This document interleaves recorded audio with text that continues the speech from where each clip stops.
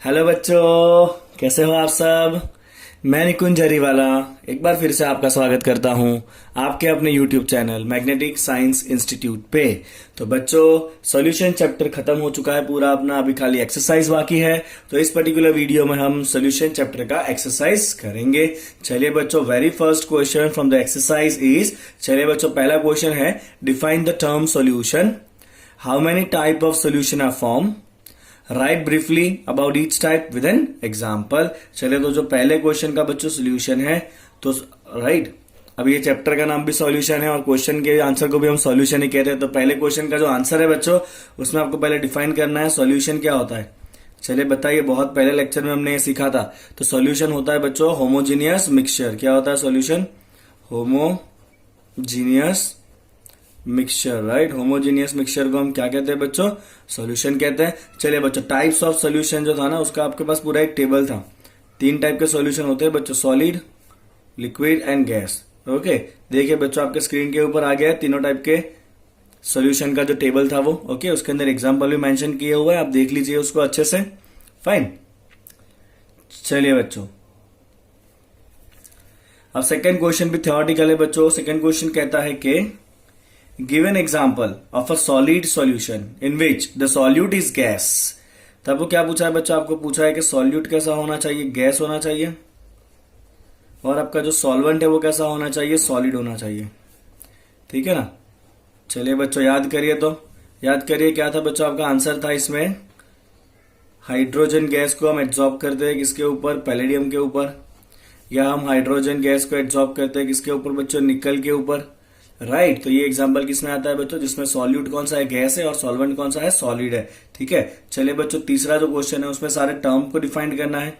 Define the following terms. क्या क्या define करना है बच्चों? Mole fraction, molarity and mass percentage. Right, तो आप फर्स्ट वीडियो के अंदर देखिए, कॉन्सेंट्रेशन टर्म्स हमने सारे सीखे थे, वहां पे हमने सब कुछ डिफाइन किया था। राइट, तो ये थियोरी क्वेश्चन है, आपको वहां पे आगे जाके वीडियो में देखना है इसको। चलिए बच्चों, अब बारी है न्यूमेरिकल्स की। अब बारी आई बच्चों क्वेश्चन नंबर 4।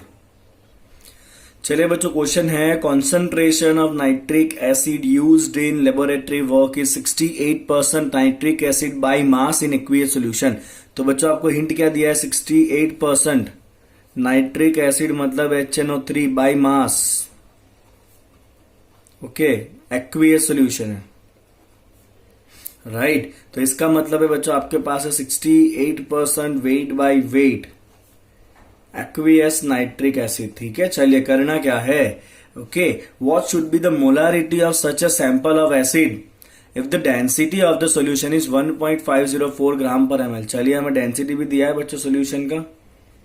कितना दिया है बच्चों? डेंसिटी दिया है 1.504 ग्राम पर ml। आपको कन्वर्ट किस में करना है बच्चों? इसको मोलारिटी में कन्वर्ट करना है। ठीक है, चलिए देखिए कैसे करेंगे इसको हम। चलिए बच्चों, जब भी आपको एक यूनिट में से दूसरे यूनिट में जाना है, तो पहले जो यूनिट दिया है उसका आपको डेफिनेशन आना चाहिए। तो बच्चों आपको दिया हुआ है 68% wait by wait aqueous HNO3। चलिए बच्चों, परसेंटेज वेट बाय वेट का मतलब क्या होता है? Wait of solute in 100 gram of solution. तो 68% वेट बाय वेट का मतलब क्या होगा बच्चों? इसका मतलब होगा 68 ग्राम HNO3 इन 100 ग्राम सॉल्यूशन। बोलिए, ये आपको समझ में आया? अगर आपको ये समझ में आ रहा है तो ही आप आगे जा सकते हो। राइट, है ना। 68% वेट बाय वेट का मतलब होगा 68 ग्राम नाइट्रिक एसिड है कितने के अंदर? 100 ग्राम सॉल्यूशन में। हो गया परसेंटेज में। चलिए बच्चों, आपको यहां पे क्या करना है पता है? डेटा आपको सेपरेट करना है। तो आपके पास सॉल्यूट है, उसको हम क्या सिंबल देते हैं? सॉल्यूट को 2 देते हैं। फिर बच्चों आपके पास सॉल्वेंट है, सॉल्वेंट को हम क्या सिंबल देते हैं बच्चों? 1 सिंबल देते हैं। और आखिरी आपके पास बचा है बच्चों सॉल्यूशन। ठीक है, अगर आपने डेटा सेपरेट कर लिया तो आपका कोई भी क्वेश्चन कभी गलत नहीं हो सकता है। चलिए, सॉल्यूट कौन है बच्चों? इसमें नाइट्रिक एसिड है HNO3। और सॉल्वेंट कौन है? एक्वियस सॉल्यूशन है, मतलब सॉल्वेंट है आपका वाटर। ठीक है, चलिए बच्चों, तो 68 ग्राम HNO3 है। HNO3 क्या है? सॉल्यूट। सॉल्यूट का वेट कितना है? 68 ग्राम। तो वेट ऑफ सॉल्यूट का नोटेशन क्या होता है? 2। ठीक है, तो वेट ऑफ सॉल्यूट कितना है बच्चों आपके पास है? 68 ग्राम। चलिए, HNO3 का मोलर मास निकालिए बच्चों, कितना आ रहा है? H plus N। N का कितना होगा? 14 प्लस O3 16 3 सा 48 कितना आएगा बच्चों, ये मोलिकुलर मास गिनिए, चलिए कितना होगा, ये 63 होगा ना, 63 ग्राम पर मोल। चलिए W2M2 आ गया आपके पास। ओके, बताइए मुझे वाटर कितना होगा बच्चों, तो 68 ग्राम नाइट्रिक एसिड है और टोटल सोल्यूशन 100 ग्राम है। इसका मतलब वाटर कितना होगा बच्चों आपके पास, वाटर होगा आपके पास, टोटल सोल्यूशन 100 है और उसमें से नाइट्रिक एसिड कितना है 68, तो वाटर कितना होगा बच्चों 100 माइनस 68, ऑब्वियसली 32 ग्राम ही वाटर होने वाला है, without any doubt in this. समझ में आया बच्चों आपको इतना। चलिए, तो वाटर का ग्राम मतलब W(1) कितना है आपके पास, ये 32 ग्राम है। चलिए, वाटर का मोलिकुलर मास कितना होता है बच्चों, 18 ग्राम पर मोल होता है। ठीक है, इतना डेटा आपने लिख दिया। चलिए, अब आपको सॉल्यूशन का ना एक चीज दिया हुआ, डेंसिटी दिया है सॉल्यूशन का। अब जब भी आपको सॉल्यूशन का डेंसिटी दिया हो ना, तो आपको क्या करना है, देख लीजिए, स्टेप कॉमन होगा हर बार। सॉल्यूशन का डेंसिटी, डेंसिटी क्या होता है बच्चों, डेंसिटी होता है वेट बाय वॉल्यूम। सॉल्यूशन के वेट में कौन होगा, W1 W2 दोनों होंगे, divide by volume of solution. Okay, तो density is what, weight by volume. Weight किसका लेना है, सॉल्यूशन का, जिसके अंदर W1 W2 दोनों होंगे। वॉल्यूम जो है आपका क्वेश्चन में होगा वो हम यूज करेंगे। चलिए, डेंसिटी कितना है बच्चों, 1.504 is equal to W1 plus W2 करिए। चलिए, W1 कितना है 32 है, W2 कितना है 68 है, डिवाइड बाय वॉल्यूम हमें पता नहीं है, वही हमें फाइंड करना है। तो आपका वॉल्यूम कितना आएगा बच्चों, वॉल्यूम आएगा 100 डिवाइड बाय 1.504। क्योंकि डेंसिटी का यूनिट ग्राम पर ml है, तो ये वॉल्यूम किस में आना है, आपका ml में आना है। तो आपका VML कितना हो रहा है बताइए। चलिए, 66.48 ml। चलिए, एक बार आपने बच्चों इतना डेटा निकाल दिया ना, क्या क्या निकाल देना है आपको, W2, M2, W1, M1 और ये VML। बच्चों एक बार अगर आप इतना डेटा निकाल दोगे ना, तो फिर आप इस यूनिट को किसी भी यूनिट में कन्वर्ट करा सकते हो। अब हमें किस में कन्वर्ट कराना है बच्चों, मोलारिटी में। चलिए ना, तो मोलारिटी का खाली फॉर्मूला डालना है। तो बच्चों मोलारिटी का फॉर्मूला क्या होता है, याद करिए, W2 इंटू 1000 अपन M2 इंटू VML, याद रख सकते हो ना। ओके, चलिए, W2 कितना है बच्चों 68 इंटू 1000, मोलर मास कितना है उसका 63 इंटू VML कितना आया 66.48। चलिए सिंप्लीफाई करिए, बताइए कितना आ रहा है ये। चलिए, ये हो गया बच्चों आपका 16.23 मोलर। तो आपका जो फाइनल आंसर है कितना मोलारिटी होगा वो सोल्यूशन का, 16.23 जितना उसका मोलारिटी होगा। क्लियर बच्चों आपको ये जो मैंने मेथड कराया वो। ओके, इसके आपको अलग अलग मेथड्स मिलेंगे, बट मैं ऑलवेज इसी मेथड से आपको कराऊंगा कि जो भी आपको दिया हुआ है बच्चों उसका आपको डेफिनेशन आना चाहिए और जो फाइंड करना है उसका फॉर्मूला आना चाहिए। दिए हुए का डेफिनेशन, फाइंड करना है उसका फॉर्मूला। ओके, तो डेफिनेशन से आपको सारे डेटा मिल जाएंगे और फिर फॉर्मूला में डाल दो, आपका आंसर आ जाना है। ठीक है, चलिए बच्चों, उसी क्वेश्चन का एक सेकंड मेथड भी है। ओके, सेकंड मेथड क्या है, देखिए, वो जो है ना आपको थोड़ा सा ज्यादा उसमें डिटेल में नॉलेज होना चाहिए, तो ये आप वो कर पाओगे। मैंने आगे जो मेथड कराया वो जनरलाइज है। अब इधर देखिए बच्चा, आपको दिया है 68% wait by wait HNO3, aqueous HNO3। Okay, इसका डेफिनेशन तो आपको आना ही चाहिए, that mean 68 gram HNO3 in 100 gram solution. ठीक है बच्चों, आपको कन्वर्ट किस में करना है बच्चों, आपको कन्वर्ट करना है मोलारिटी में। अब मोलारिटी क्या होता है बच्चों, मोल of solute divide by volume of solution in litre. ऐसा होता है ना, मोल पर लीटर। मोलारिटी क्या होता है, मोल पर लीटर। तो इसको आप मोल में कन्वर्ट करिए सॉल्यूट को। चलिए, मोल क्या होगा बच्चों, given mass by molecular mass, right. कितना हो जाएगा बच्चों 68/63, बताइए कितना होगा, 68/63 होगा आपका 1.079 मोल HNO3 इन। अभी आपको ग्राम है बच्चों, आपको उसको वॉल्यूम में कन्वर्ट करना है, बिकॉज आपको नीचे क्या चाहिए, सॉल्यूशन का वॉल्यूम चाहिए। चलिए, तो डेंसिटी क्या होता है बच्चों, डेंसिटी हो जाता है वेट बाय वॉल्यूम। तो वॉल्यूम कितना होगा बच्चों, वेट बाय डेंसिटी। चलिए, वेट कितना है सॉल्यूशन का 100 और डेंसिटी कितना था 1.504। ओके, कितना होगा बच्चों, ये आपका हो गया था, अभी हमने किया ना आगे, 100 डिवाइड बाय 1.504, तो ये हुआ था आपका 66.48 ml। ठीक है, चलिए इसको आप लीटर में कन्वर्ट करें, कितना होगा, डिवाइड बाय 1000 करोगे 0.06648 लीटर। समझ में आया आपको। तो आपके पास मोल कितने आ गए बच्चों, सॉल्यूट के मोल है 1.079 और सॉल्यूट का जो टोटल सॉल्यूशन का वॉल्यूम है वो लीटर में कितना है 0.06648। अब इसको भी जैसे ही सॉल्व करोगे ना बच्चों, आपका आंसर आएगा 1.079 डिवाइड बाई 0.06648। इसका भी आंसर आपका सेम ही आना है बच्चों, 16.23 मोलर। ओके, तो या तो आप ऐसा मेथड करो तो भी चलेगा, या फिर मैंने आगे जो जनरलाइज मेथड बताया वो सबसे बेस्ट है। दिया है उसका डेफिनेशन, फाइंड करना है उसका फॉर्मूला, आप किसी भी यूनिट में कन्वर्ट करा सकते हो, दिमाग थोड़ा भी ज्यादा किसे भी ना।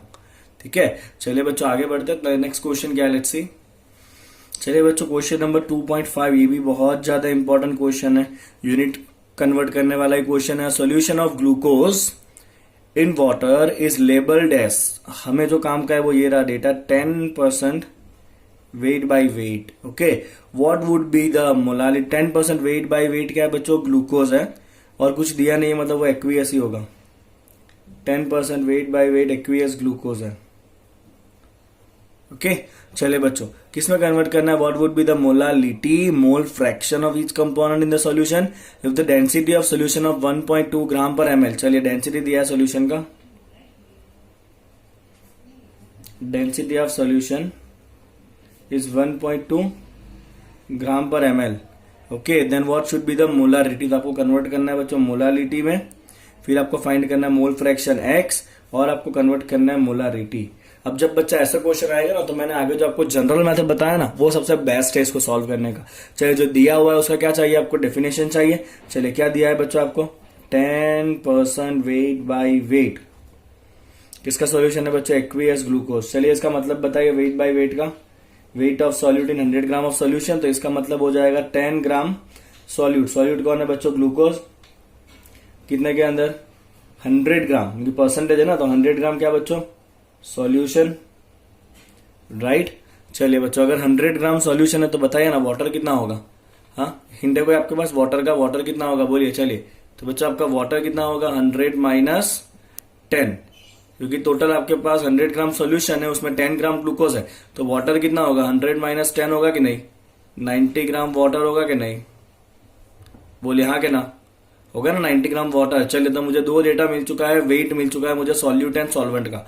चलिए बच्चों आप देखिए बहुत ध्यान से, हम क्या करेंगे यहाँ पे, ओके सो बच्चों हम यहाँ पे लिख देंगे सॉल्यूट का डेटा। ओके, सॉल्यूट का नोटेशन क्या होगा बच्चों, 2। फिर हम यहाँ पे लिखेंगे सॉल्वेंट का डेटा, सॉल्वेंट का नोटेशन क्या होता है बच्चों, 1।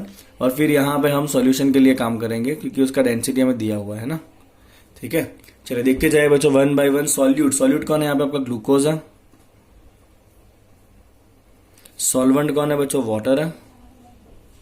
ओके, और सॉल्यूशन के बारे में नीचे लिखेंगे फिर। चलिए ग्लूकोज का वेट कितना है, 10 ग्राम है, तो weight of glucose that is W2 कितना है, 10 ग्राम।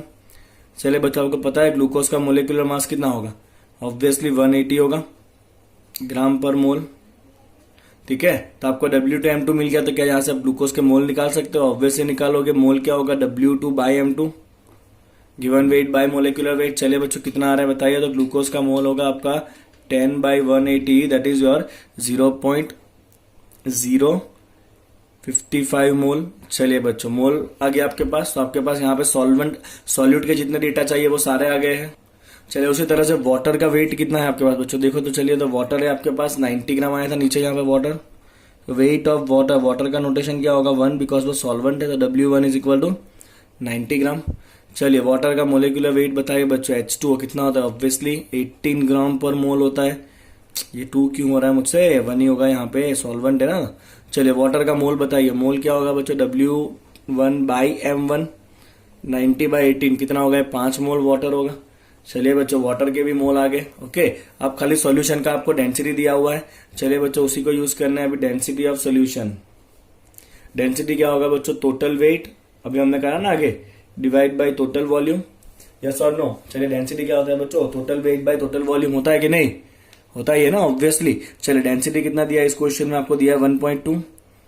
Total weight W1 plus W2, W1 कितना है बच्चों 90, W2 कितना है 10, वॉल्यूम हमें पता नहीं है, वही तो हम फाइंड कर रहे हैं, तो आपका वॉल्यूम कितना आएगा बच्चों 100 डिवाइड बाय 1.2।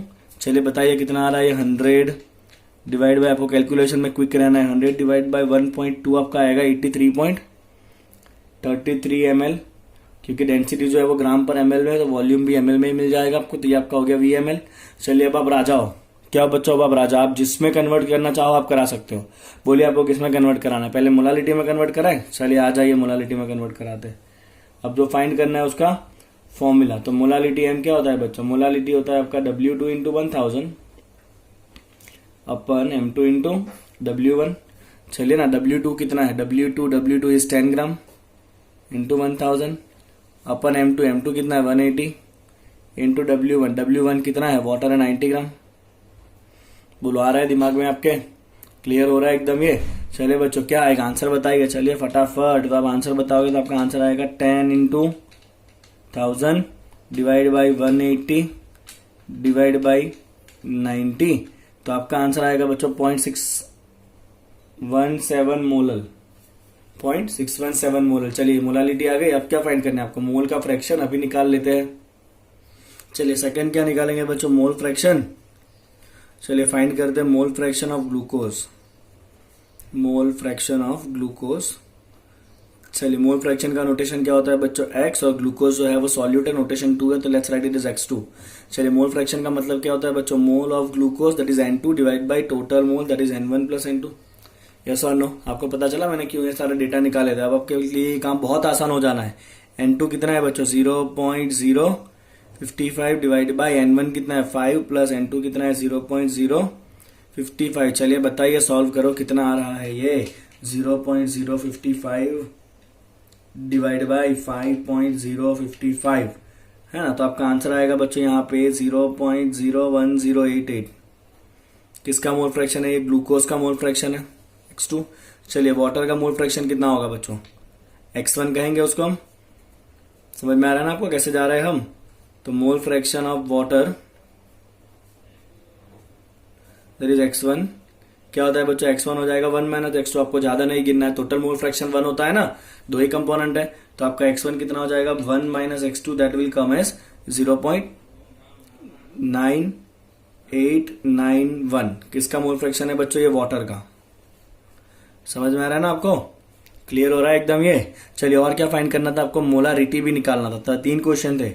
चलिए मोलारिटी, हमें कोई फर्क नहीं पड़ता, जितने में भी कन्वर्ट करना है हम सब में कन्वर्ट कर सकते हैं। अब चलिए मोलारिटी कैपिटल एम, फॉर्मूला बताइए बच्चों। फॉर्मूला है W2 into 1000 divide by M2 into VML, है ना। यही फॉर्मूला ना, बेसिक फॉर्मूला आपने 11th में भी ये किया ही होगा। W2 कितना है 10 इंटू 1000, M2 कितना है बच्चों 180, ये रहा, यहां से डेटा उठा रहा हूं मैं। और VML कितना है, VML है 83.33। चलिए बताइए आंसर कितना हो रहा है आपका,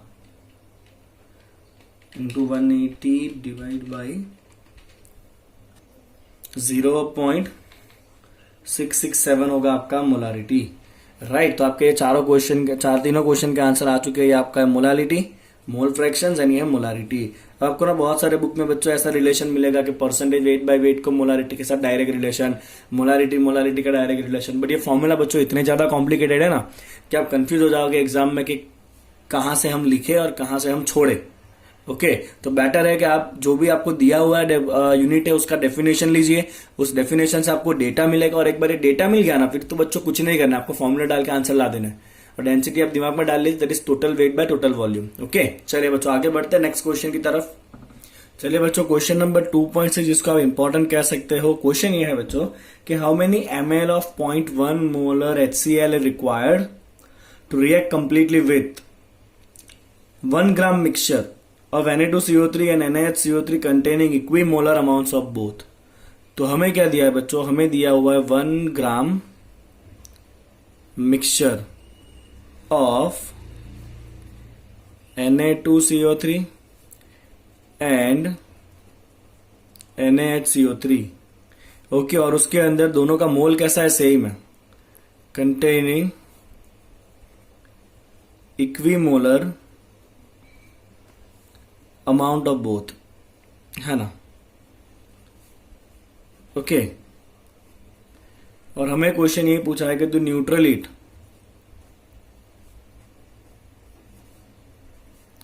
हाउ मेनी ml ऑफ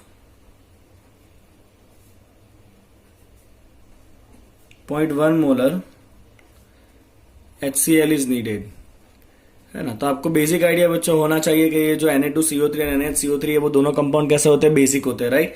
तो उसको एसिड के साथ न्यूट्रल कराया जा सकता है, ओके तो बच्चों बहुत सिंपल सा है लॉजिक है। सबसे पहले आपको ये फाइंड करना पड़ेगा कि Na2CO3 एंड NaHCO3 का मोल कितना है। ओके फाइन, और फिर उसका एक बार आपको मोल मिल गया तो फिर आपको क्या करना है, उसके आपको न्यूट्रलाइजेशन रिएक्शन लिखना पड़ेगा HCl के साथ, और वहां से आपको HCl के मोल निकालने पड़ेंगे, और फिर एक बार HCl के मोल आ गए तो फिर मोलारिटी दिया है, मोलारिटी होता है मोल बाय वॉल्यूम, तो वहां से हमें वॉल्यूम मिल जाएगा। ठीक है, चलिए बच्चों तो स्टार्ट करते हैं। सबसे पहले तो कंसिडर कर लीजिए लेट मास ऑफ, अभी हमें मिक्सचर दिया ना 1 ग्राम, दोनों का मिला के, इंडिविजुअल पता नहीं है, तो मान लीजिए let the mass of Na2CO3 is x ग्राम। कितना है Na2CO3 का मास बच्चों? x ग्राम है। चलिए Na2CO3 का मोलर मास कितना होता है, गिनिए चलिए आप, कितना आएगा? Molar mass of Na2CO3, 2 Na, 1 carbon और 3 ऑक्सीजन, प्लस करिए 2 Na मतलब कितना होगा? 2 इंटू 23, कार्बन का 12 और 3 ऑक्सीजन मतलब 16। तो ये बच्चों आपका प्लस करने पे हो जाएगा 106। कितना हो गया मोलर मास है? 106 ग्राम पर मोल हो गया, राइट। ओके बच्चों फाइन, चलिए तो यहां से आप इसका मोल निकाल लीजिए बच्चों। मोल ऑफ Na2CO3, चलिए बच्चों मोल क्या होता है, तो मोल को हम सपोज यहां पर सिंबल दे रहे हैं N1, तो मोल क्या होता है? गिवन मास, कितना मास है उसका? X divide by molar mass, molar mass कितना है? 106। चलिए बच्चों इतना काम हुआ आपका, आपने मोल ऑफ Na2CO3 निकाले। अब बात करेंगे NaHCO3 के बारे में। तो मास ऑफ NaHCO3 कितना होगा बच्चों, बताइए? मास ऑफ NaHCO3 कितना होगा? तो मिक्सचर का टोटल मास कितना है? 1 ग्राम। टोटल मास में से Na2CO3 कितना है? x ग्राम। तो बाकी कितना बचा? 1 माइनस एक्स बचा कि नहीं? ये 1 माइनस एक्स क्या होगा? ऑब्वियसली NaHCO3 होगा, विदाउट एनी डाउट, यस और नो। चलिए NaHCO3 का भी मोलर मास निकालिए। Molar mass of NaHCO3, okay देखते हैं बच्चों कितना होगा मोलर मास ऑफ NaHCO3 जो है, that is equal to Na कितना होता है? 23, H कितना होता है? 1, कार्बन का कितना होता है बच्चों? 12, ओके, और 3 ऑक्सीजन का 3 इंटू 16। तो इसको आप बच्चों प्लस कर, आपका आएगा 84 ग्राम पर मोल। ठीक है, तो यहां से आप मोल निकाल लो इसके भी। मोल ऑफ NaHCO3, इसको नोटेशन दे देते हैं N2, that is equal to mass of it, that is 1 minus x. कितना है उसका मास? 1 माइनस एक्स है, डिवाइड बाय मोलिकुलर मास कितना है बच्चों? 84 है। चलिए इतना आया बच्चों। अब आपको क्या कहा है? Both the substances are in equimolar quantity. Equimolar मतलब दोनों का मोल कैसा होगा? सेम होगा। फॉर इक्विमोलर अमाउंट, इक्विमोलर का मतलब ये है कि दोनों का मोल कैसा है बच्चों? सेम है। तो आप क्या लिखोगे? Mole of 1 is equal to mole of 2। तो इसलिए मैंने मोल निकाला था, बिकॉज ये मेरे हिंट में था इक्विमोलर, तो मुझे मोल निकालना था, इसलिए मैंने मोल निकाल लिया। ठीक है ना, मास बाय मोलिकुलर मास करके दोनों का इंडिविजुअली। चलिए N1 कितना है बच्चों? x by 106। N2 कितना है बच्चों? 1 माइनस एक्स बाई 84।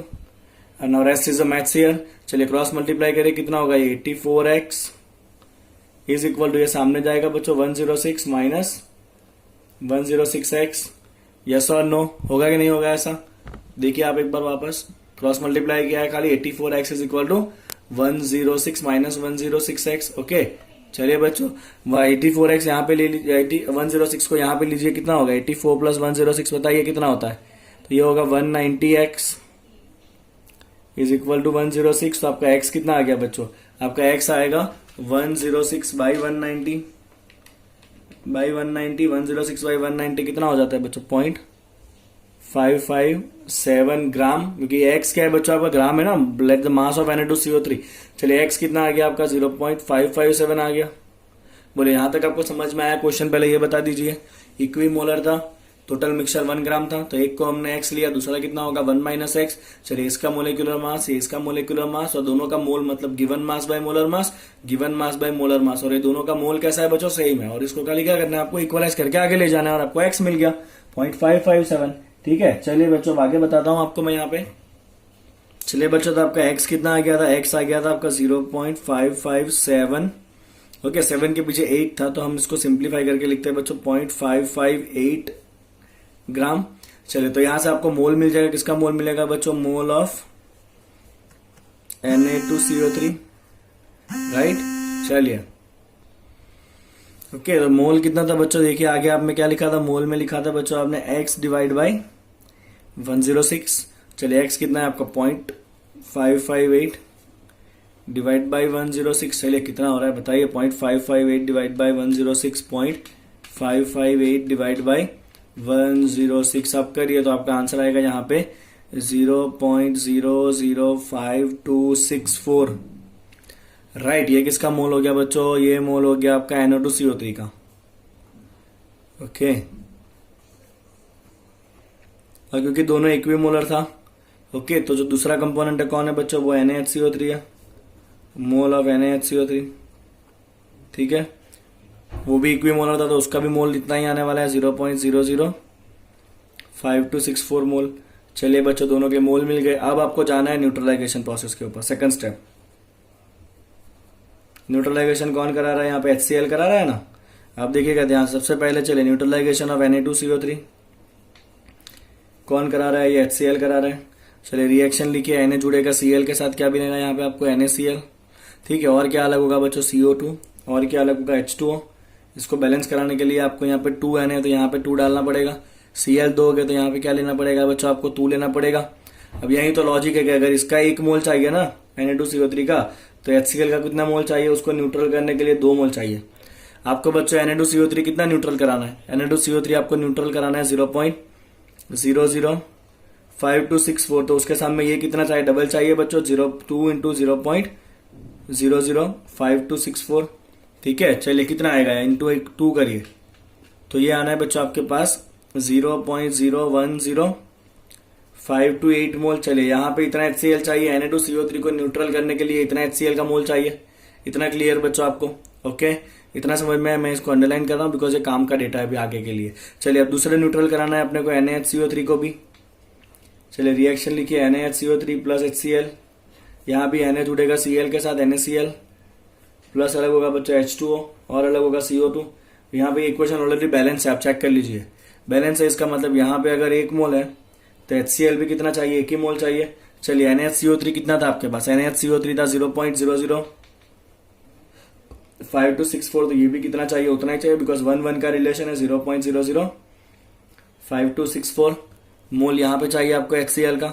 चलिए तो टोटल मोल कितना चाहिए HCl का, तो यहाँ पे Na2CO3 के लिए इतना मोल चाहिए, NaHCO3 के लिए इतना मोल चाहिए, तो बच्चों आपका टोटल मोल हो जाएगा HCl का, total mole of HCl needed is equal to, चलिए ऊपर कितना है 0.010528 और नीचे कितना है 0.005264। चलिए बताता हूं कितना आ रहा है दोनों को ऐड करके, तो आपका total mole of HCl needed है इज इक्वल टू 0.015368 मोल। मैं बहुत एग्जैक्ट गिनता हूं इसलिए मैं इतने सारे डिजिट रख रहा हूँ, मैं एग्जैक्ट कैलकुलेशन पे फोकस कर रहा हूँ इसलिए इतने ज्यादा डिजिट में रख रहा हूँ यहाँ पे। चलिए आपके पास HCl के मोल आ गए ना।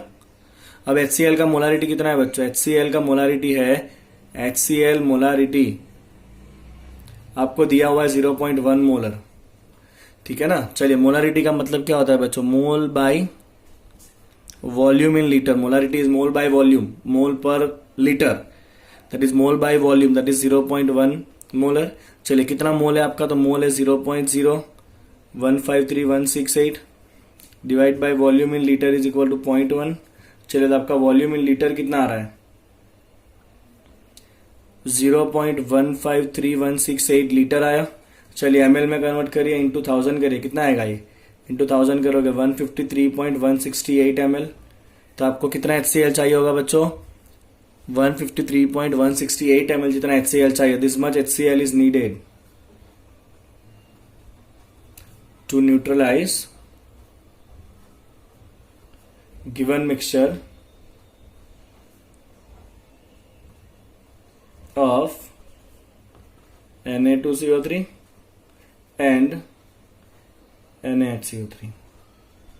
क्लियर बच्चों पूरा क्वेश्चन। तो पहले हमने फर्स्ट स्टेप में क्या निकाला, Na2CO3 एंड NaHCO3 क्या मोल निकाला, ओके, ये वाला मोल आपको मिला, मोल मिला, उसके बाद न्यूट्रलाइजेशन यूज करके HCl का कितना मोल चाहिए वो निकाला, टोटल HCl का मोल मिल गया, और उसके बाद मोलारिटी का आपको सिंपल फॉर्मूला रख देना, ठीक है। चलिए अगला क्वेश्चन, चलिए बच्चों 2.7 देखिए, the solution is obtained by mixing 300 gram of 25% solution and 400 gram of 40% solution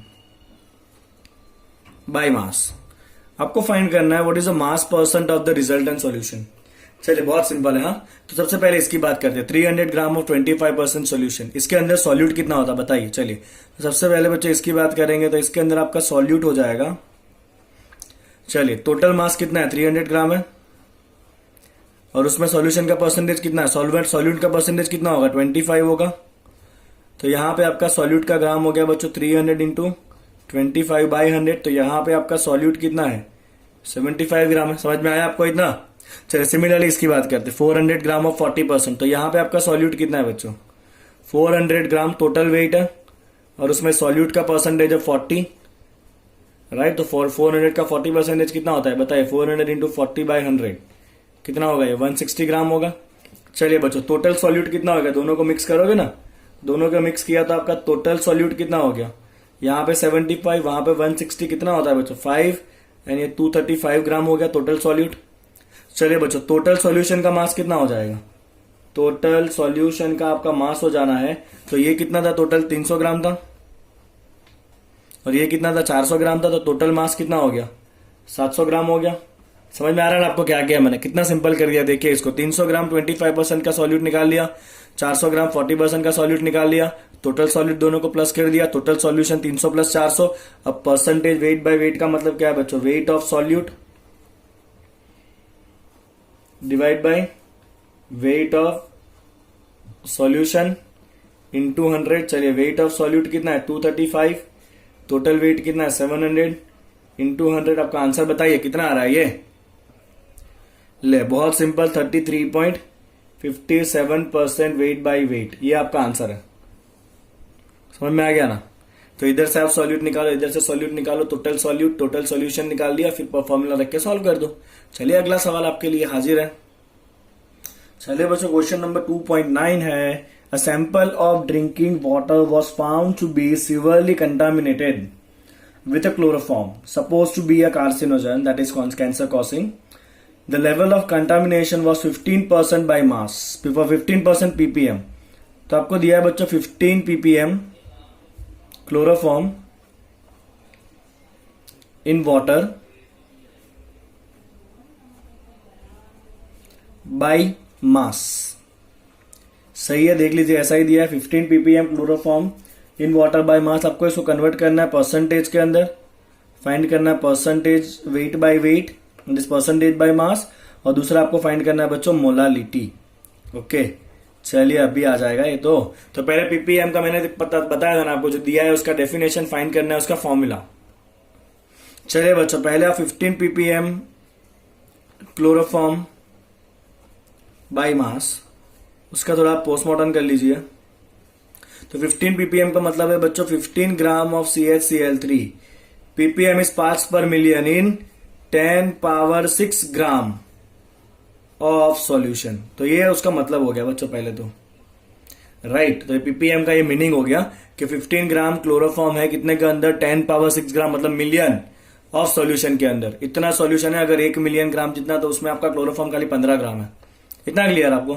ठीक है. चलिए बच्चों तो पहले आप डेटा को अलग कर दीजिए. आपको क्या क्या चाहिए बच्चों. आपको क्लोरोफॉर्म चाहिए CHCl3 जो कि आपका सॉल्यूट है और दूसरा यहां पे वाटर है जो कि आपका सॉल्वेंट होगा. यस और नो. ठीक है. चलिए ग्राम of CHCl3 that is W of 2. Solute को हम 2 नोटेशन देते हैं बार बार नहीं बताऊंगा ये. W2 इज इक्वल टू कितना है 15 ग्राम है. चलिए क्लोरोफॉर्म का मोलर मास निकालिए कितना होगा. कार्बन का 12 हाइड्रोजन का 1 और 3 बार क्लोरीन है. क्लोरीन का होता है 35.5. चलिए बताइए प्लस करके कितना होगा ये 119.5 ग्राम पर मोल हो जाएगा. चलिए बच्चों हो गया इधर आपका. ओके. चलिए अब वाटर का ग्राम कितना है बताइए. तो टोटल ग्राम है 10 पावर 6 1 मिलियन और उसमें से क्लोरोफॉर्म कितना है 15 ग्राम है. तो वाटर कितना होगा 10 पावर 6 माइनस 15. अब 10 पावर 6 मतलब 10 लाख के आगे 15 की क्या औकात. तो आप नियरली इसको ले सकते हो 10 पावर 6 ग्राम.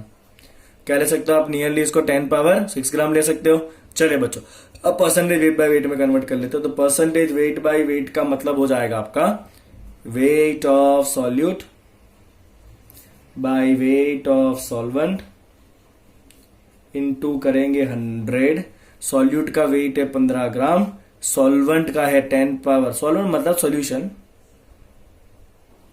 सॉल्यूशन भी आपका कितना है 10 पावर 6 ग्राम ही है, इंटू 100। ओके, तो बच्चों आपका ये परसेंटेज वेट बाय वेट हो जाएगा, कितना हो रहा है बताइए परसेंटेज वेट बाय वेट, ये आपका हो जाएगा 15 into 10 power -4 percentage weight by weight, इतना हुआ। चलिए अब बारी मोलालिटी की, तो molality M is equal to क्या होता है मोलालिटी का फॉर्मूला बच्चों, W2 into 1000 bye M2 into W1। चलिए W2 कितना है 15 इंटू 1000, मोलर वेट है 119.5 और W1 तो 10 पावर 6 है। सिंप्लीफाई करो बच्चों, आपका मोलालिटी आएगा 1.25 इंटू 10 पावर -4 मोलर।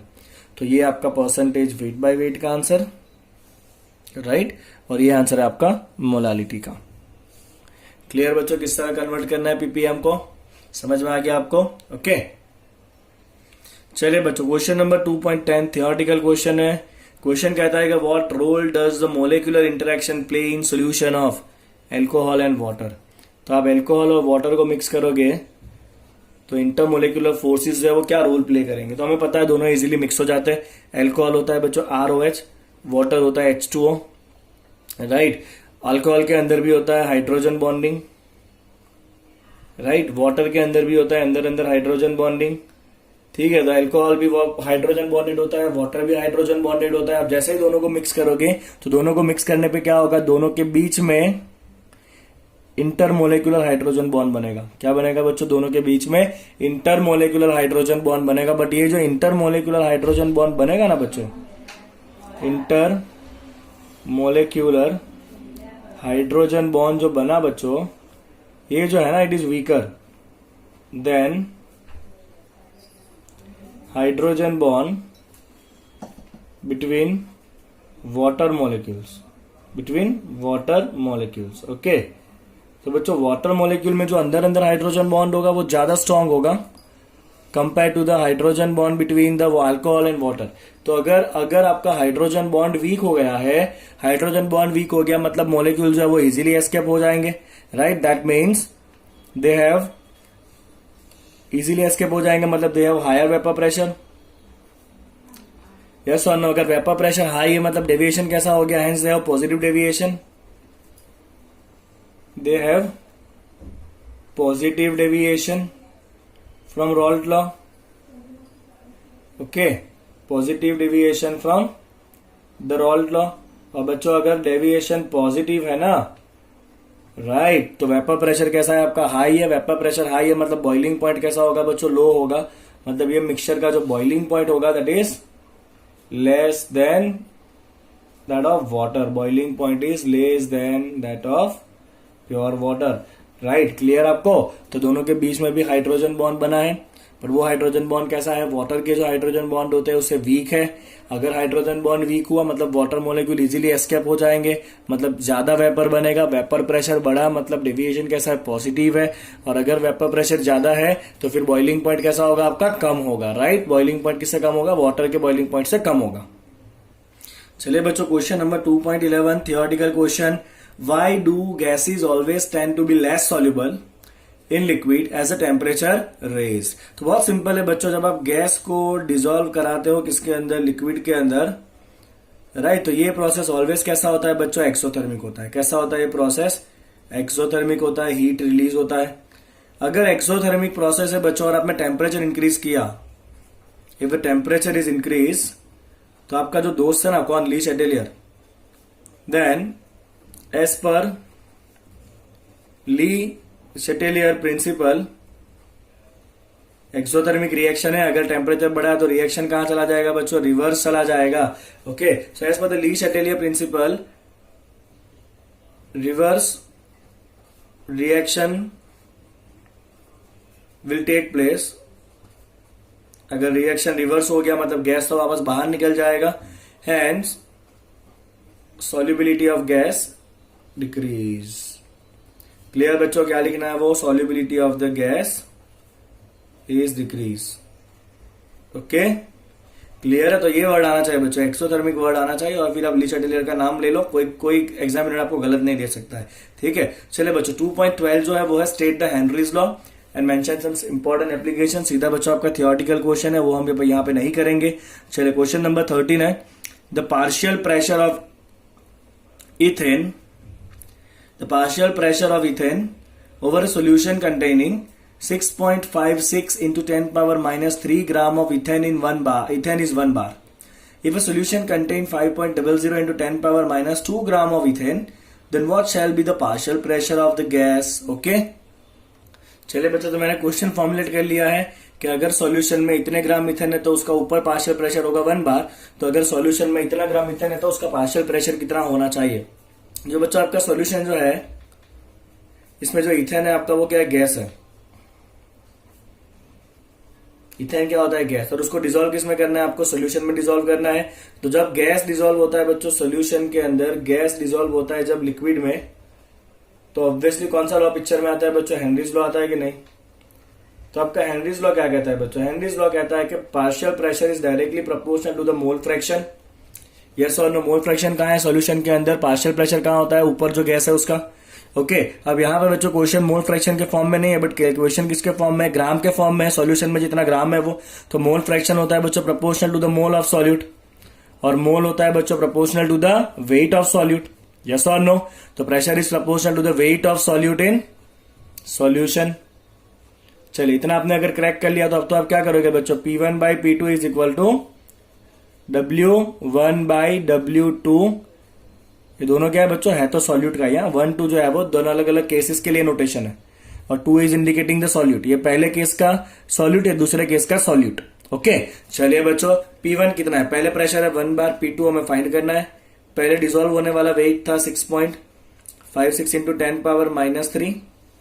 ओके, और अब डिसॉल्व होने वाला वेट कितना है, 5.00 into 10 to the power minus 2। चलिए बच्चों सिंप्लीफाई कर लीजिए, तो आपका जो प्रेशर है वो प्रेशर आ जाना है आपका 0.762 बार। कितना आ जाएगा, प्रेशर आएगा आपका 0.762 बार। ओके, यहाँ पे बच्चों थोड़ी सी मिस्टेक हो रही है, यहाँ पे जो है ना वो 6.56 इंटू 10 पावर माइनस 2 ग्राम ही है, माइनस 3 नहीं है। कितना है ये, माइनस 2 ग्राम है, और फिर आप सिंप्लीफाई करें, आपका आंसर कितना आ जाएगा, 0.762 बार आएगा। Clear question. तो सिंपल सा लॉजिक का, प्रेशर इज, ऊपर जो गैस का प्रेशर है that is directly proportional to जो गैस अंदर डिसॉल्व होगा, हेनरीज लॉ में था। ओके, चलो बच्चों 2.14 है, according to the Raoult's law what is meant by positive and negative deviation. ये हमें पता है पॉजिटिव नेगेटिव डेविएशन क्या होता है। Okay, and how is the sign of delta H of solution related to the positive and negative deviation from the Raoult's law. अब ये हमने नहीं किया अभी तक कि डेल्टा एच किस तरह से वेरी होगा। तो सबसे पहले बच्चों अगर आपको याद हो तो आपने ऐसा सीखा था कि जो पॉजिटिव डेविएशन वाले होते हैं उनका जो वेपर प्रेशर होता है वो कैसा होता है बच्चों, more than vapour pressure of theoretical. Yes और नो, वेपर प्रेशर उनका ज्यादा होता है इसलिए हम उसको पॉजिटिव डेविएशन कहते हैं। वेपर प्रेशर ज्यादा क्यों होता है बच्चों, बिकॉज उसका जो AB इंटरेक्शन होता है वो कैसा होता है, वीक होता है then A interaction and BB interaction. याद आया आपको, मैं खाली फॉर्मुलेट के फॉर्म में लिख रहा हूं इसको, आपको खाली आपने सब कुछ किया ही है आगे, ये बट सॉल्यूशन आपको दिखा रहा हूं कि आपको किस तरह इसको लिखना है। तो आपका जो AB इंटरेक्शन है वो कैसा होता है बच्चों, वीक होता है। AB इंटरेक्शन वीक है मतलब बनने वाले बॉन्ड वीक है, वीक बॉन्ड फॉर्म, बनने वाले बॉन्ड वीक है और टूटने वाले बॉन्ड स्ट्रांग है। ये बॉन्ड कैसे है, स्ट्रांग है, that is strong bond break. अब आपको बॉन्ड तोड़ने के लिए एनर्जी देनी पड़ती है और बॉन्ड बनता है तो एनर्जी रिलीज होती है। अब तोड़ना आपको स्ट्रांग बॉन्ड को है, मतलब ज्यादा एनर्जी देनी पड़ेगी, more energy is given. Yes और नो। और जब बॉन्ड बन रहा है तो वीक बॉन्ड बन रहा है, मतलब यहां पे क्या होगा बच्चों, लेस एनर्जी इज रिलीज, ज्यादा एनर्जी रिलीज नहीं होगी। तो ओवरऑल एनर्जी क्या हुआ, ओवरऑल जो हीट है वो रिलीज होगा कि एब्जॉर्ब होगा, लेस एनर्जी इज रिलीज दिया। तो एनर्जी बच्चों रिलीज होने वाला कम है और एब्जॉर्ब होने वाला ज्यादा है। तो अगर ज्यादा एनर्जी एब्जॉर्ब हो रहा है मतलब आपका जो डेल्टा एच है वो डेल्टा एच कैसा आएगा बच्चों, आपका यहाँ पे पॉजिटिव आएगा, बिकॉज आपको ज्यादा हीट एब्जॉर्ब कराना पड़ेगा। रिएक्शन कैसा होगा, एंडोथर्मिक होगा। कैसा होगा रिएक्शन, एंडोथर्मिक होगा। डेल्टा एच कैसा आएगा, पॉजिटिव आएगा। चलिए आप डेल्टा वी बता सकते हो बच्चों, delta we change of volume क्या होगा, पॉजिटिव का नेगेटिव। तो बच्चों बॉन्ड बनने वाला बॉन्ड कैसा है, वीक है। वीक बॉन्ड है मतलब सारे पार्टिकल एक दूसरे से दूर दूर जाएंगे, यस और नो, वीक बॉन्ड है ना, तो पार्टिकल कहां जाएंगे, एक दूसरे से दूर दूर जाएंगे। अगर पार्टिकल दूर जा रहे हैं मतलब ओवरऑल वॉल्यूम जो वो बढ़ जाएगा, वॉल्यूम बढ़ेगा मतलब डेल्टा वी कैसा आएगा आपका, पॉजिटिव आएगा, चेंज ऑफ वॉल्यूम, समझे। अगर यही बच्चों नेगेटिव डेविएशन है तो आप खुद लिखो क्या होगा वो, तो नेगेटिव का वेपर प्रेशर कम हो जाता है, वेपर प्रेशर कम हुआ मतलब ये भी इंटरेक्शन कैसा हो गया होगा, स्ट्रांग, तो बनने वाला बॉन्ड कैसा होगा उसमें, स्ट्रांग होगा। तो अगर बनने वाला बॉन्ड आपका स्ट्रांग है मतलब ज्यादा एनर्जी रिलीज होगी, और टूटने वाले बॉन्ड वीक है मतलब कम एनर्जी देनी पड़ेगी, मतलब ओवरऑल एनर्जी रिलीज होगी मतलब delta H negative. Forces strong होंगे, इसका मतलब क्या होना है आपका कि सारे पार्टिकल पास पास में आ जाएंगे, वॉल्यूम विल बी डिक्रीजिंग, तो डेल्टा वी कैसा आएगा, नेगेटिव। तो नेगेटिव डेविएशन का ये दोनों भी नेगेटिव आएगा, पॉजिटिव डेविएशन का ये दोनों कैसा आता है, पॉजिटिव आता है। नेगेटिव का आपको खुद लिखना है, ठीक है। चलिए बच्चों अगला क्वेश्चन, चलिए बच्चों क्वेश्चन नंबर 2.15 है, एक्वियस सोल्यूशन ऑफ 2% लो आया बच्चों non volatile solute, 2% non volatile solute exert the pressure of, कितना है इसका pressure, exert the pressure of 1.004 bar at the normal boiling point of the solvent, then what is the molar mass of solute, क्या find करना है आपको, molar mass find करना है बच्चों सॉल्यूट का, what is the molar mass of solute, ठीक है। चलिए सबसे पहले तो आप इस 2% का कुछ आइडेंटिफाई करिए। तो बच्चों 2% वेट बाय वेट सॉल्यूशन का मतलब हो जाएगा, क्या मतलब होगा बच्चों, 2 ग्राम सॉल्यूट इन टोटल सॉल्यूशन कितना होगा बच्चों, 100 ग्राम होगा, परसेंटेज है तो सॉल्वेंट कितना हुआ 100 - 2, यस और नो, कितना हुआ 98 ग्राम ऑफ सॉल्वेंट। सॉल्वेंट कौन है आपका, वाटर है, कौन है आपका सॉल्वेंट जो है वो वाटर है। बोलिए इतना आपको समझ में आ रहा है बच्चों, क्लियर हो रहा है आपको, राइट। तो आपके पास वेट ऑफ सॉल्यूट W2 कितना आ गया 2 ग्राम, वेट ऑफ सॉल्वेंट W1 कितना आ रहा है आपके पास 98 ग्राम। चलिए वाटर का मोलिकुलर मास कितना होगा बच्चों आपका 18 ग्राम पर मोल होगा। ये दोनों डेटा किसके लिए है बच्चों, आपके वाटर के डेटा है, ठीक है। चलिए बच्चों नॉर्मली वाटर का वेपर प्रेशर कितना होता है, प्योर वाटर का वेपर प्रेशर जो यहाँ पे क्वेश्चन में नहीं दिया है, P0 is the vapour pressure of pure water at normal boiling point, कितना होता है बताइए। चलिए तो प्योर वाटर का वेपर प्रेशर होता है बच्चों नॉर्मल बॉइलिंग पॉइंट के ऊपर 1.103 बार। वेपर प्रेशर मतलब वो प्रेशर जहां पे आपका लिक्विड जो बॉयल होना स्टार्ट होगा, कब बॉयल होगा, जब प्रेशर कितना हो जाए, एटमोस्फेरिक जितना हो जाए, और एटमोस्फेरिक प्रेशर नॉर्मली कितना होता है 1.013 बार। तो नॉर्मली प्योर वाटर का वेपर प्रेशर होता है 1.013 बार, और सॉल्यूशन बनाने पे वेपर प्रेशर कितना हो गया, non volatile solute exert the pressure of 1.004, तो सॉल्यूशन बनाने पे वेपर प्रेशर हो चुका है आपका 1.004 बार। आपको फाइंड करना है मोलर मास ऑफ सॉल्यूट मतलब M2। चलिए बच्चों कौन सा अप्लाई करेंगे, रॉल्स लॉ अप्लाई करें, Raoult's law for non volatile solute, Raoult's law for non volatile solute क्या था बच्चों, याद है Raoult's law, yes, P0 - P/P0 is equal to X2, और X2 को हमने क्या लिखा था बच्चों N2/N1, N2/N1 को हमने क्या लिखा था बच्चों W2/M2 इंटू W1/M1, ये मैंने पूरा ही लिख दिया स्टेटमेंट। चलिए अब डेटा डालते हैं, P0 कितना है 1.013, P कितना हुआ है 1.004 divide by P0 is equal to, यहाँ पे डेटा डालेंगे W2 कितना है 2 ग्राम है, M2 बच्चों अननोन है, W1 है 98 ग्राम और M1 कितना है 18। चलिए आप इसको सॉल्व कर लीजिए, इसको सॉल्व करने में बच्चों आपका आंसर आ जाने वाला है 41.35 ग्राम पर मोल। कितना आंसर आएगा 41.35 ग्राम पर mole is the right answer for this question, okay.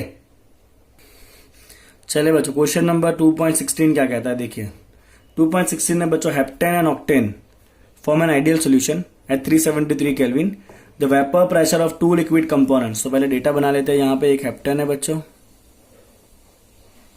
ठीक है, और दूसरा है आपके पास ऑक्टेन। हेप्टेन का फॉर्मूला क्या होता है पता है ना आपको, C7H16, और ऑक्टेन क्या होता है बच्चों C8H18, अल्केन है दोनों, ठीक है। चलिए बच्चों इंडिविजुअल प्रेशर कितना है, vapour pressure of the heptane, तो वेपर प्रेशर ऑफ हेप्टेन को हम 1 नाम दे देते हैं। चलिए तो pressure of heptane that is P1, और यू कैन राइट P01 खाली हेप्टेन का प्रेशर, प्योर हेप्टेन का प्रेशर कितना है 105.2 किलो पास्कल, और खाली ऑक्टेन का प्रेशर है let's give it name as P2, pure है तो 0, ओके द P20 या P02 P02 is equal to 46.8 kilo pascal. चलो दोनों का प्योर वेपर प्रेशर आ गया। What will be the vapour pressure of the mixture of 26 gram of heptane and 35 gram of octane. तो आपने हेप्टेन कितना लिया, तो वेट ऑफ हेप्टेन W1 कितना है बच्चों 26 ग्राम है, और ऑक्टेन कितना है बच्चों, वेट ऑफ ऑक्टेन आपने लिया है 35 ग्राम। तो दोनों को मिक्स करने पे जो मिक्सचर बनेगा उसका प्रेशर कितना होगा वो फाइंड करना है, ठीक है राइट। डेटा क्लियर, इंडिविजुअली दोनों का वेपर प्रेशर दिया है, दोनों का वेट दिया है, इसको मिक्स करना है और जो मिक्सचर बनेगा उसका प्रेशर हमें निकालना है। तो यहाँ पे दिख रहा है दोनों का प्रेशर दिया, मतलब दोनों वॉलेटाइल है, दोनों वॉलेटाइल है, मतलब रॉल्ट का आपका पहला केस आने वाला है। चलिए बच्चों आगे बढ़ते हैं। यहाँ पे तो पहले इनका मोलर मास निकाल लीजिए, M1 कितना होगा, यहाँ पे M2 कितना होगा। चलिए ऐड करिए, C7H16 कितना होगा बच्चों, C7H16 होगा आपका 100 ग्राम पर मोल, ओके। और ये कितना होगा बच्चों आपका, ये होगा आपका 114 ग्राम पर मोल। करोगे ना आप इतना तो मोलर मास। चलिए यहां से मोल निकाल लीजिए, तो N1 कितना आएगा बच्चों W1/M1 दैट इज 26/100, और N2 कितना आएगा बच्चों आपका, N2 आएगा 35/114, मोल निकालेंगे हम। चलिए बच्चों N1 कितना आ रहा है, N1 आएगा आपका 0.26 mole, right that is your N1, और N2 कितना आएगा बच्चों आपका, N2 आने वाला है 35/114 दैट इज 0.307 मोल, राइट। चलिए तो ये दोनों के मोल आ गए, हेप्टेन के मोल है, ऑक्टेन के मोल, दोनों के प्योर वेपर प्रेशर भी है हमारे पास। अप्लाई करेंगे बच्चों रॉल्स लॉ। तो रॉल्स लॉ कहता है कि टोटल वेपर प्रेशर कितना होगा, pressure of 1 plus pressure of 2। ये किसके लिए है, व्हेन बोथ आर वॉलेटाइल। यहाँ पे दोनों कैसे है बच्चों, वॉलेटाइल। अभी आगे वाला जो न्यूमेरिकल था उसके अंदर आपका सॉल्यूट कैसा था, नॉन वॉलेटाइल था। यहाँ पे दोनों कैसे है, वॉलेटाइल है। तो total pressure is P1 plus P2, yes और नो, ओके। चलिए P1 क्या होता है बच्चों, X1 इंटू P10, P2 कितना होता है बच्चों, X2 इंटू P20, यस और नो। चलिए बच्चों X1 की जगह हम क्या लिख दे, बोलो। X1 की जगह हम लिख देते, keep it X1 as it is. X2 की जगह लिखते हैं, X2 की जगह हम क्या लिखेंगे बच्चों, 1 माइनस X1 लिख सकते हैं, मोल फ्रैक्शन है तो, यस और नो, यस और नो, ओके। चलिए बच्चों आप इसको सिंप्लीफाई करिए, आप इसको सिंप्लीफाई करेंगे तो आपका फॉर्म क्या आता है, तो आप ब्रैकेट ओपन करिए बच्चों, यहाँ पे होगा आपका X1 P10 plus P20 minus X1 P20, yes और नो।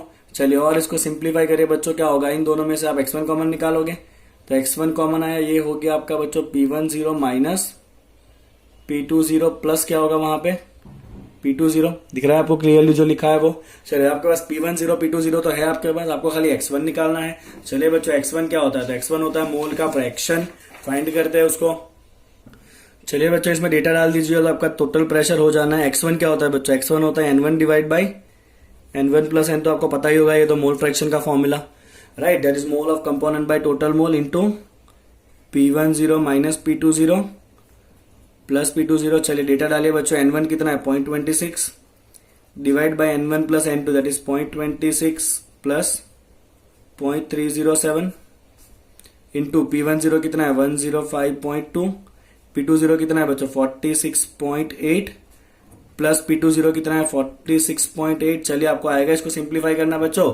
चलिए आप जैसे ही इसको सिंप्लीफाई करोगे तो आपका टोटल प्रेशर आ जाएगा 73.54, क्योंकि इस पूरा क्वेश्चन किलो पास्कल में है, तो यहाँ पे आपका आंसर भी क्या रहेगा बच्चों, किलो पास्कल में रहने वाला है। तो यहाँ पे आपका प्रेशर कितना हो जाएगा 73.54 kilo pascal is your answer.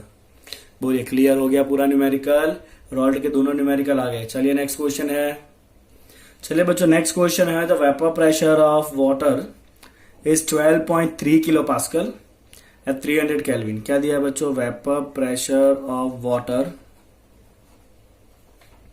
Is 12.3 kilo pascal, ठीक है। मतलब प्योर वाटर का वेपर प्रेशर आप डिनोट करेंगे इसको as a P0। P0 pure water कितना है बच्चों 12.3 किलो पास्कल है। आगे देखते हैं, calculate the vapour pressure of 1 molar solution of a non volatile solute. तो आपको क्या दिया बच्चों, 1 मोलर नॉन वॉलेटाइल सॉल्यूट है, okay. 1 molar non volatile solute का जो सोल्यूशन है उसका आपको निकालना है वेपर प्रेशर। तो फिर ये वेपर प्रेशर कितना होगा, तो जो क्योंकि मुझे यहाँ पे नॉन वॉलेटाइल दिख रहा है बच्चों, तो मैं तो यूज करने वाला हूँ रॉल्ट लॉ का सेकंड केस। आप भी तो वही करोगे ना, क्योंकि नॉन वॉलेटाइल है। क्या कहता है बच्चों, P minus P0 by P0 is equal to N2 by N1। अब आप यहाँ पे डायरेक्ट यूज करिए बच्चों N2 बाई N1 की जगह पे। ओके, तो आप यहाँ पे लिख दीजिए, क्या लिखते हैं हम, X2 लिखते हैं ना यहाँ पे, है कि नहीं। P0 माइनस P, यहाँ पे थोड़ा सा मिस्टेक हो रहा है, मैं वापस लिखता हूँ formula, P0 minus P by P0 is equal to X2, ये था आपका लॉ, ठीक है ना। तो आपके पास P0 तो है ऑलरेडी, आपको P फाइंड करना है, X2 आपको फाइंड करना पड़ेगा, हो जाएगा क्योंकि आपको मोलालिटी दिया है ना 1 मोलर। चलिए कोई नहीं, तो 1 मोलर सॉल्यूशन का मतलब क्या है, चलिए बच्चों 1 मोलर एक्वियस सॉल्यूशन का मतलब हो जाता है आपका 1 मोल of solute in 1000 gram of solvent, और सॉल्वेंट कौन है बच्चों, वाटर है। तो ये मोलालिटी का डेफिनेशन है, मोल of solute in 1000 gram of solvent. तो 1 मोलर का मतलब क्या होगा, 1 मोल of solute in 1000 gram of water. Yes और नो, तो आपको मोल मिल जाएंगे दोनों के। चलिए मोल ऑफ सॉल्यूट मतलब N2, सॉल्यूट का नोटेशन होता है 2, बार बार बता रहा हूं मैं ये, राइट, आपको ध्यान रखना है। चलिए तो मोल ऑफ सॉल्यूट कितना है बच्चों, N2 is equal to 1 mole solute का। चलिए मोल ऑफ वाटर कितना होगा बच्चों, N1 इज इक्वल टू क्या होगा, W1 बाई M1। चलिए वाटर का वेट है आपके पास, कितना है वाटर का वेट, 1000 ग्राम। वाटर का मोलर मास कितना होता है 18, तो ये कितना आ गया आपके पास 55.55 मोल आया। कितना आया बच्चे, 55.55 आया। इतना क्लियर है आपको, राइट। तो ये जो मोलालिटी था वहां से हमने इंडिविजुअली मोल निकाल लिए। मोल 1 मोलर का मतलब 1 मोल of solute in 1000 gram water. तो सॉल्यूट का मोल तो ऑलरेडी 1 हो गया, पानी का आपके पास ग्राम आया, ग्राम पर से आप मोल बना लीजिए। चलिए तो आपको जो मोल फ्रैक्शन चाहिए X2 क्या होता है बच्चों, N2 divide by N1 plus N2। चलिए आपका N2 कितना है 1, N1 कितना है 55.55 प्लस 1, तो ये आपका कितना है बच्चों 1 डिवाइड बाई 56.55, ये क्या आ गया आपके पास X2 आ गया। अब यहाँ पे रॉल्ट लॉ में जाकर रख दीजिए हैंस, रॉल्ट लॉ में अगर हम वैल्यू डालेंगे, चलिए P0 कितना है बच्चों, P0 है आपका 12.3 minus P divide by P0 that is 12.3 is equal to X2 कितना है 1.56.55, इक्वेशन 1 दीजिए फ्रॉम इक्वेशन 1, डेटा डाल दिए सारे, ठीक है। चलिए आप इसको जैसे ही सॉल्व करोगे बच्चों, क्रॉस मल्टीप्लाई करके आपको सिंप्लीफाई करना पड़ेगा। आई होप इतना तो आप कर ही सकते हो। इसको आपको सामने लेना है, फिर आपको ये P को इधर लीजिए और सिंप्लीफाई करिए। इसको सिंप्लीफाई करके बच्चों आपका आंसर आ जाएगा 12.08 किलो पास्कल। कितना आंसर आएगा ये 12.08 किलो पास्कल। कर लोगे ना क्रॉस मल्टीप्लाई खुद से, ओके। कंफ्यूजन हो तो बता दीजिएगा ये कमेंट सेक्शन में, मैं कर दूंगा इतना, राइट। चलिए बच्चों अगला सवाल क्या है, लेट्स सी। चलिए इस लेक्चर का आखिरी question, calculate the mass of non volatile solute. तो मुझे तो पहला इतना ही हिंट मिल गया, नॉन वॉलेटाइल सॉल्यूट मतलब कहीं ना कहीं रॉल्ट लॉ पे ले जाएगा हमें। नॉन वॉलेटाइल सॉल्यूट जिसका मोलिकुलर मास, सॉल्यूट का मोलर मास मतलब M2 दैट इज 40 ग्राम पर मोल, क्वेश्चन में दे दिया है। Which should be dissolve in 114 gram of octane to reduce its vapour pressure to 80%। Clear है। तो कितना how calculate the mass of non volatile solute, तो सॉल्यूट का वेट जो है W2 हमें फाइंड करना है, ओके। कितने के अंदर ऐड करना है, which should be dissolve in 114 gram of octane. तो वेट ऑफ सॉल्वेंट W1 कितना है बच्चों, 114 ग्राम ऑक्टेन है, राइट। ऑक्टेन का फॉर्मूला क्या होता है बच्चों, C8H18। तो ऑक्टेन का मोलर वेट गिनिए बच्चों कितना होगा, ऑक्टेन का मोलर वेट हो जाएगा आपका 114 ग्राम, प्लस करोगे ना, ठीक है, ओके। ताकि आपको क्या होना है, what should be added to reduce the vapour pressure of octane to 80%। Reduce the vapour pressure of octane to 80%, मतलब आपको जो प्रेशर है वो कितना कर देना है, 80% ऑफ P0 कर देना है। जो इनिशियल प्रेशर है उसका कितना हो जाना चाहिए, 80% प्रेशर हो जाना चाहिए सॉल्यूशन बनाने पे। इतना समझ में आया आपको, प्रेशर कितना हो जाएगा 80% of original pressure of the pure solvent that is octane. चलिए 80% का मतलब क्या है बच्चों, 0.8 P0 है, ठीक है ना। इतना क्लियर है आपको, ओके। चलिए बच्चों अब चलते हैं रॉल्ट लॉ के ऊपर। तो आपका रॉल्ट लॉ क्या कहता है बच्चों, तो आपका रॉल्ट लॉ कहता है कि as per the Raoult law for non volatile solute, तो रॉल्ट लॉ है बच्चों P0 minus P by P0 is equal to X2।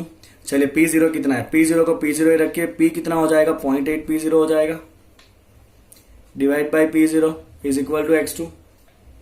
Simplify करिए, चलिए P0 माइनस 0.8 कितना हो जाएगा, 0.2 हो जाएगा, 1 minus 0.8 it is 0.2 divide by P0 is equal to x2। तो आपको बच्चों x2 मिला। x2 कितना है आपका? x2 है आपका 0.2। कितना है आपका x2? 0.2 है। चलिए बच्चों x2 क्या होता है? x2 होता है आपको n2 divide by n1 plus n2। हाँ के ना? हाँ ही बोलना है आपको, तो ना कैसे बोलोगे? 0.2, यस और नो? चलिए बच्चों n2 क्या होता है? n2 होता है बच्चों आपका W2 बाई M2। ठीक है, मैं ना इसको और थोड़ा सिंप्लीफाई करना चाहता हूं, बिकॉज मैं ऐसे करूंगा ना तो 2 बार मोलिकुलर मास आएगा M2 वाला जो मेरा अननोन है। इससे अच्छा मैं एक काम करता हूं बच्चों, देखिए मैं क्या करूंगा, इसको आप मारो गोली। अब x2 है ना, आप x1 निकाल लो। x1 कितना होगा बच्चों? 1 माइनस x2 होगा, दैट इज इक्वल टू 0.8। हाँ के ना? हाँ के ना? चलिए ये गलत नहीं, ये सही था, ये भी था, पर मैंने थोड़ा और एडवांस सोच रहा हूँ कि x2 से मैंने x1 निकाला। अब x1 क्या होगा बच्चों? n1 अपन n1 प्लस n2 होगा कि नहीं? That is equal to 0.8। चलिए n1 कितना होगा? n1 होगा W1 by M1 divide by n2 कितना होता है बच्चों? W2 बाई M2 प्लस, चलो तो ये मैंने W2 बाई M2 मतलब N2 रख दिया, और N1 बाकी है, तो N1 कितना होगा आपका? W1 by M1 that is equal to what? 0.8। चलिए यहाँ पे W1 बाई M1 फाइंड ही कर लेते हैं अलग से। तो यार W1 बाई M1 कितना आएगा? 114 by 114 that is equal to 1 mole. Yes और नो? यस और नो? ओके, चलिए पहले थोड़ा पार्टीशन कर लेते हैं यहाँ पे। फाइन, चलिए W1 बाई M1 कितना है? 1 है, डिवाइड बाई W2 तो अपने को अननोन है, डिवाइड बाई M2 कितना है? 40 प्लस W1 बाई M1 कितना है? 1 दैट इज 0.8। क्रॉस मल्टीप्लाई करके ऊपर ले जाए, 1 is equal to 0.8 into W2 by 40 plus 1। हाँ के ना? चलिए 1 बाई 0.8 कितना होता है बताओ? चलो 1 बाई 0.8 होता है आपका 1.25। सो 1.25, 0.8 को नीचे ले लिया, 1.25 is equal to W2 by 40 plus 1। जा रहा है भेजने में, कितना सिंपल हो गया देखिए। 1 को माइनस करिए, 1.25 माइनस 1 कितना होगा? 0.25 is equal to W2 by 40। चलिए 40 मल्टीप्लाई करिए, 40 इंटू 0.25, 40 इंटू 0.25 कितना होगा बच्चों? तो यार W2 is equal to 40 into 0.25, कोई डाउट ही नहीं है इसके ऊपर, कितना होगा? 10 ग्राम। तो आपने जो सॉल्यूट डाला होगा बच्चों वो कितना डाला होगा? 10 ग्राम सॉल्यूट डाला होगा, ताकि वेपर प्रेशर जो है वो 80% हो जाए घट के। समझ में आया आपको पूरा क्वेश्चन? राइट। तो चलिए बच्चों, तो यहाँ पे आपके सोल्यूशन के एक्सरसाइज का पहला पार्ट खत्म होता है, और ये एक्सरसाइज जो है वो कम से कम 3 पार्ट में चलेगा, बिकॉज इसके बाद जो न्यूमेरिकल्स है वो सारे लेंथी न्यूमेरिकल्स आ रहे हैं, और हम किसी को भी छोड़ नहीं सकते, हमें पूरा अच्छे से सॉल्व करना है भगाए बिना। राइट। चलिए बच्चों, तो प्लीज आप चैनल को सब्सक्राइब करिए, वीडियो को लाइक करिए। Thank you so much and wait for the next video.